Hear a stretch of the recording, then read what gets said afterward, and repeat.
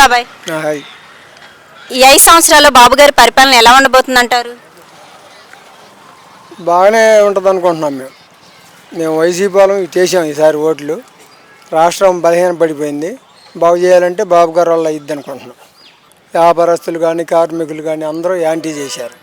ఆయనేమో తెల్లారులైతే ఇద్దరు వాళ్ళు 2 పేర్లే మాట్లాడేవాడు, వాళ్ళు ఎత్తే చాలు అన్నట్టుగా.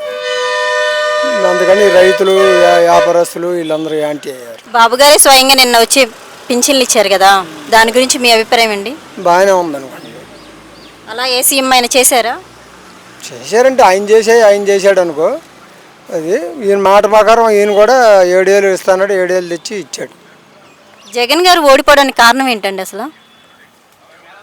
రైతులను పట్టించుకోవాలా, ఉద్యోగస్తులు, వ్యాపారస్తులు, కార్మికులు, ఇసుక, ఇవన్నీ ప్రాబ్లాలు ఉన్నాయి. ఆయన ఎవరిని ఆరాధీయలే. కార్యకర్తలు మేము కార్యకర్తలమే మారిపోయాం. మారి ఈసారి తెలుగుదేశానికి వేసాం. ఇన్ని సంవత్సరాలు చేయని వాళ్ళం. మాలాంటి వాళ్ళు మారితే రాష్ట్రం మొత్తం మీద చాలా మంది మారుతారు. అది నారా లోకేష్ గారి గురించి మీ అభిప్రాయం అండి? మేము ఆయన మాట ఇచ్చేస్తానని వేసాను. మా ఓట్లు కూడా తిరిగి చెప్పి వేయించా. ఆయన నాకు 2 సంవత్సరాల నాడు వచ్చి అడిగాడు, వేస్తాను.